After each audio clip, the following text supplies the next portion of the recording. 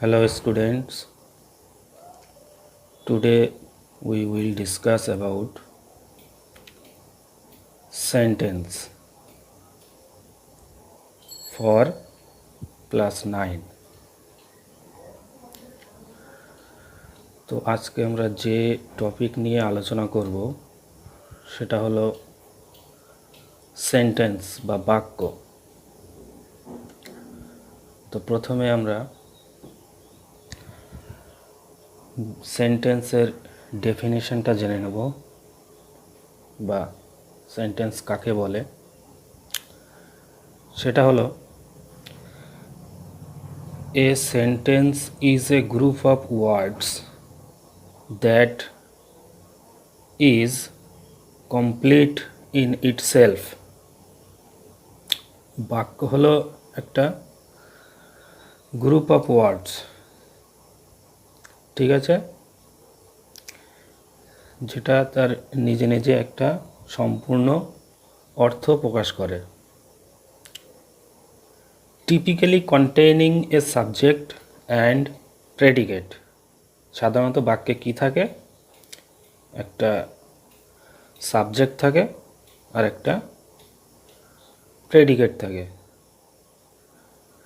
Convening A statement, question, exclamation or command. এবং কি অর্থ বহন করে বাক্যগুলোতে? স্টেটমেন্ট বা সাধারণ বক্তব্য, যেটাকে আমরা বলতে পারি যে অ্যাসার্টিভস। তোমরা আগেই জেনেছো অ্যাসার্টিভ সেন্টেন্স। আর কোশ্চেন, যেটাকে বলা হয় ইন্টারোগেটিভ সেন্টেন্স। এক্সক্লামেশন বা এক্সক্লামেটরি অর কমান্ড, আদেশ, উপদেশ, অনুরোধ, যেটাকে বলা হচ্ছে ইম্পারেটিভ বা imperative sentence. And consisting of main clause and sometimes one or more subordinate clause. এবং কি থাকে বাক্যে? কনসিস্টিং অফ মানে হচ্ছে গঠিত। কি নিয়ে গঠিত? মেইন ক্লজ বা প্রিন্সিপাল ক্লজ, আর এক বা একাধিক সাবঅর্ডিনেট ক্লজ বা ডিপেন্ডেন্ট ক্লজ। তো ক্লজে এখানে ছোট্ট করে বলে রাখি যে মেইন ক্লজ আর সাবঅর্ডিনেট ক্লজটা কি। দেখো, সাবঅর্ডিনেট ক্লজ বলছে a clause that is dependent on another clause is called a subordinate or dependent clause. মানে হলো ক্লজের বাংলা হচ্ছে যে এক ছোট বাক্য, বাক্যাংশ, একটা বড় বাক্যের মধ্যে একটা ছোট বাক্য, ঠিক আছে। তো এখানে ডিপেন্ডেন্ট ক্লজ কি বলছে? ডিপেন্ডেন্ট মানে কি? ডিপেন্ডেন্ট কথাটার মধ্যে কিন্তু এই সংজ্ঞাটা লুকিয়ে আছে। ডিপেন্ডেন্ট কথার অর্থ হলো নির্ভরশীল। তো এ নিজে নিজে বসতে পারে না, অন্য কিছুর উপরে বা অন্য ক্লজের উপরে নির্ভরশীল। তো বলছে যে ক্লজ, এমন একটা ক্লজ যে নির্ভরশীল কার উপরে? অন্য একটা ক্লজের উপরে, তাকেই বলা হচ্ছে সাবঅর্ডিনেট অর ডিপেন্ডেন্ট ক্লজ, ঠিক আছে। আর প্রিন্সিপাল ক্লজ কি বলছে? The clause which stands by itself and on which the subordinate clause depends is called the principal clause. বলছে যে ক্লজটি যে নিজে নিজেই বসতে পারে বা নিজেই অর্থ বহন করতে পারে এবং যেখানে সাবঅর্ডিনেট ক্লজ এটার উপরে নির্ভর করে বসে আর কি, মানে প্রিন্সিপাল ক্লজের উপর নির্ভর করে সাবঅর্ডিনেট ক্লজটি ব্যবহার হয়। এক কথা বলতে বলো যে প্রিন্সিপাল ক্লজ হচ্ছে স্বাধীন ক্লজ, যে নিজে নিজেই একটা বড় বাক্যের মধ্যে বসতে পারে এবং নিজেই অর্থ বহন করতে পারে, যার কোনো অন্য কোনো ক্লজের সাহায্য লাগে না। ঠিক আছে, এবার আমরা যে বিষয়টা নিয়ে আলোচনা করব সেটা হচ্ছে বাক্যের শ্রেণীবিভাগ অ্যাকর্ডিং টু স্ট্রাকচার। গঠনগত অনুযায়ী বাক্য কয় প্রকার? Sentences are divided into 3 classes according to their structure. গঠনগত দিক থেকে বাক্যকে আমরা 3 ভাগে ভাগ করতে পারি।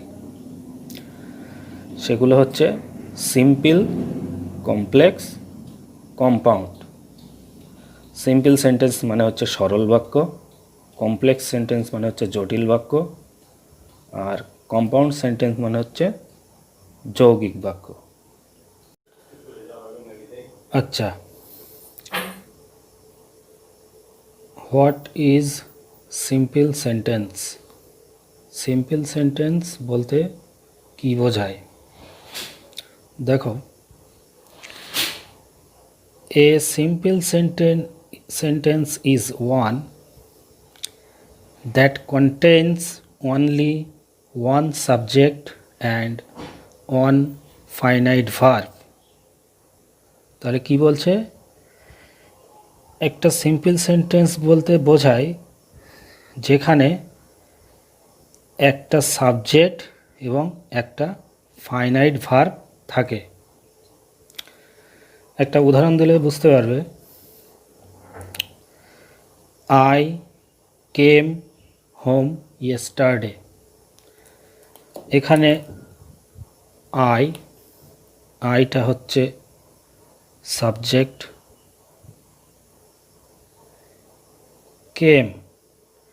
কেমটা হচ্ছে ফাইনাইট ভার্ব। তাহলে সংজ্ঞাতে কি বলছে লক্ষ্য করো, বলছে একটা সাবজেক্ট থাকবে এবং একটা ফাইনাইট ভার্ব থাকবে। তাহলে এখানে একটা আমরা সাবজেক্ট পেলাম এবং একটা ফাইনাইট ভার্ব পেলাম। এখানে ছোট করে বলে রাখি, ফাইনাইট ভার্ব বলতে কি বুঝি আমরা, তোমরা জানো সবাই কম বেশি। যে ভার্ব সাবজেক্টের নাম্বার, টেন্স আর পার্সন দ্বারা সীমাবদ্ধ থাকে। তাহলে কি হলো, যে ভার্ব সাবজেক্টের নাম্বার, টেন্স এবং পার্সন দ্বারা সীমাবদ্ধ থাকে সেটাকে আমরা বলতে পারি ফাইনাইট ভার্ব। ঠিক আছে, নেক্সট কি আছে?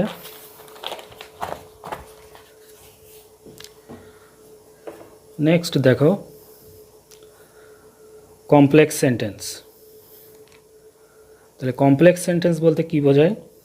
এ complex sentence is one that contains one principal clause with one or more subordinate clauses. তাহলে কমপ্লেক্স সেন্টেন্স হলো সেই সেন্টেন্স যেখানে একটা প্রিন্সিপাল ক্লজ এবং তার সাথে এক বা একাধিক সাবঅর্ডিনেট ক্লজ থাকবে। এখানে একটা জিনিস খেয়াল রাখবে, the number of clauses will be the same as the number of finite verbs in the sentence. এটার অর্থ হলো যে কমপ্লেক্স সেন্টেন্সের মধ্যে যতগুলো ক্লজ থাকবে ততগুলোই ফাইনাইট ভার্ব থাকবে। ঠিক আছে, for example, I know when he will come.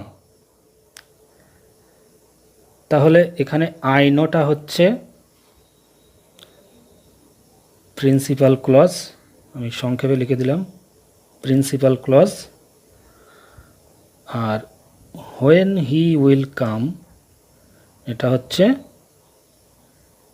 Subordinate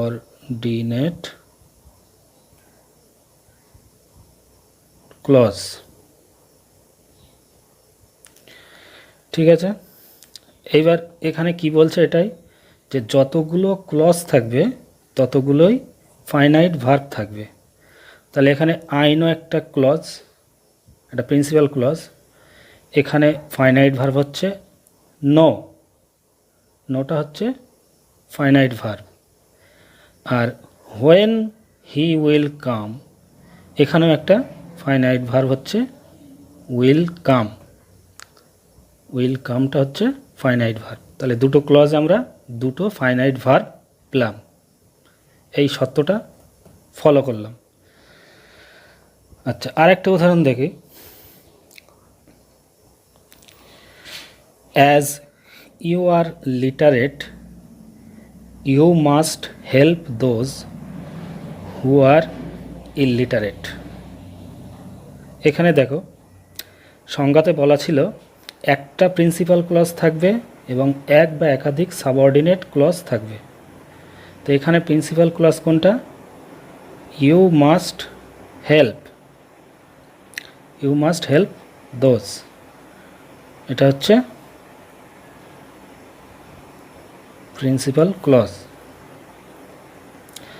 R as you are literate, এটা একটা subordinate clause. Who are illiterate, এটা একটা সাবঅর্ডিনেট ক্লজ।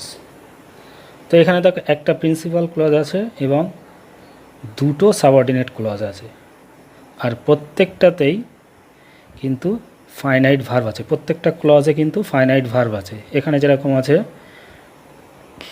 মাস্ট, মাস্টটা হচ্ছে ফাইনাইট ভার্ব। আর এখানে হচ্ছে সাবঅর্ডিনেট ক্লজের মধ্যে আর, আর হু আর, এই আরটা হচ্ছে একটা ফাইনাইট ভার্ব। তাহলে কমপ্লেক্স সেন্টেন্স বোঝা গেল। এরপরে নেক্সট আছে কম্পাউন্ড সেন্টেন্স। কম্পাউন্ড সেন্টেন্স বলতে কি বোঝায়?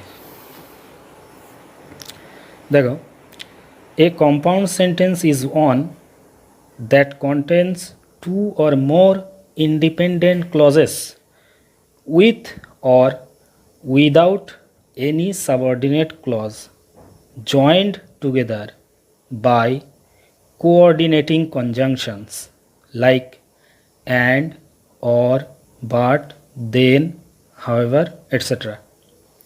তাহলে কম্পাউন্ড সেন্টেন্স বলতে বোঝায় যেখানে দুই বা তার বেশি ইন্ডিপেন্ডেন্ট ক্লজ থাকবে। ইন্ডিপেন্ডেন্ট ক্লজ মানে হচ্ছে প্রিন্সিপাল ক্লজ। প্রিন্সিপাল ক্লজের আর এক নাম হচ্ছে ইন্ডিপেন্ডেন্ট ক্লজ। ইন্ডিপেন্ডেন্ট মানে কি? স্বাধীন। তাহলে স্বাধীন হচ্ছে প্রিন্সিপাল ক্লজ। আর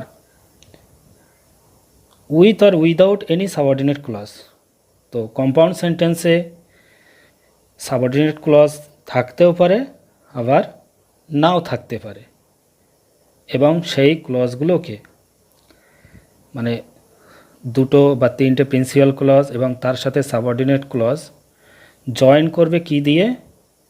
কোঅর্ডিনেটিং কনজাংশন দিয়ে। কোঅর্ডিনেটিং কনজাংশনস দিয়ে জয়েন করবে। সেগুলো কি কি? কোঅর্ডিনেটিং কনজাংশনের মধ্যে আছে and, or, but, then, however, etcetera. একটা উদাহরণ দিলে বুঝতে পারবে।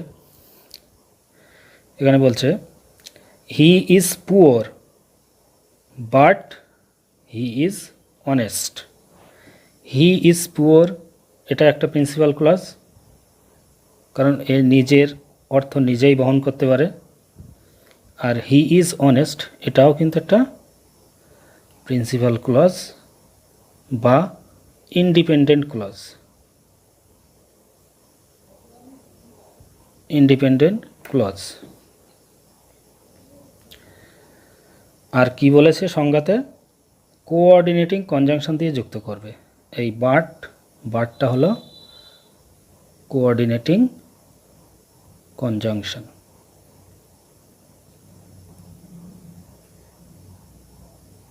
সংক্ষেপে লিখে দিলাম কোঅর্ডিনেটিং কনজাংশন। আচ্ছা, সংজ্ঞা এখানে দেখো বলেছে যে with or without any subordinate clause. তাহলে এখানে কিন্তু কোনো সাবঅর্ডিনেট ক্লজ নেই, এই উদাহরণটাতে আমরা কোনো সাবঅর্ডিনেট ক্লজ পাইনি। এবার এমন একটা উদাহরণ ওখানে দেওয়া আছে যেখানে আমরা প্রিন্সিপাল ক্লজের সাথে সাথে সাবঅর্ডিনেট ক্লজও পাবো এবং সেখানে কোঅর্ডিনেটিভ কনজাংশন দিয়ে যুক্ত করছে। The book which you gave me was a good one. Sorry, the book which you gave me was a good one, but I have lost it. তাহলে এখানে দেখো দুটো ইন্ডিপেন্ডেন্ট ক্লজ আছে, একটা হচ্ছে the book was a good one, এটা একটা স্বাধীন বাক্যাংশ বা principal clause. I have lost it, এটাও একটা প্রিন্সিপাল ক্লজ। আর সাবঅর্ডিনেট ক্লজ হচ্ছে which you gave me, which you gave me এটা হচ্ছে সাবঅর্ডিনেট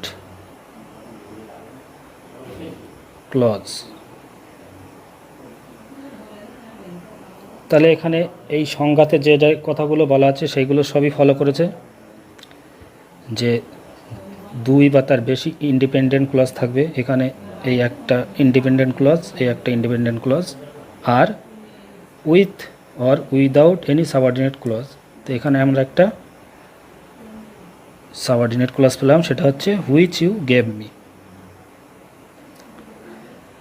তো দুরকম উদাহরণ আমরা দিয়ে বোঝালাম কম্পাউন্ড সেন্টেন্সটা। আর একটা জিনিস খেয়াল রাখবে, কমপ্লেক্স সেন্টেন্সে যে জিনিসটা এখানে বলা হয়েছিল, the number of clauses will be same as the number of finite verbs in the sentence, এই নিয়মটা কিন্তু এই কম্পাউন্ড সেন্টেন্সের ক্ষেত্রেও প্রযোজ্য। কম্পাউন্ড সেন্টেন্সের ক্ষেত্রেও কিন্তু প্রযোজ্য।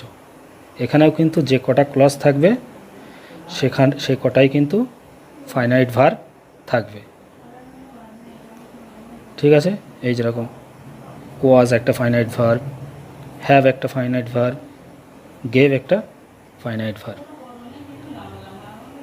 তো এই হলো বাক্যের শ্রেণীবিভাগ অ্যাকর্ডিং টু দেয়ার স্ট্রাকচার, বা গঠনগত অনুযায়ী বাক্যকে কয় ভাগে ভাগ করা যায়। তো আশা করি তোমরা সবাই বুঝতে পারবে। আর যেটুকু দেখানো হলো, এখানে কারোর কোনো যদি প্রশ্ন থাকে, কোনো বিষয়ে যদি সমস্যা থাকে, তো তোমরা গ্রুপে আমাকে প্রশ্নগুলো করতে পারো, আমি যথাসাধ্য সেগুলো উত্তর দেওয়ার চেষ্টা করব। তো আজ এই পর্যন্তই, থ্যাংক ইউ।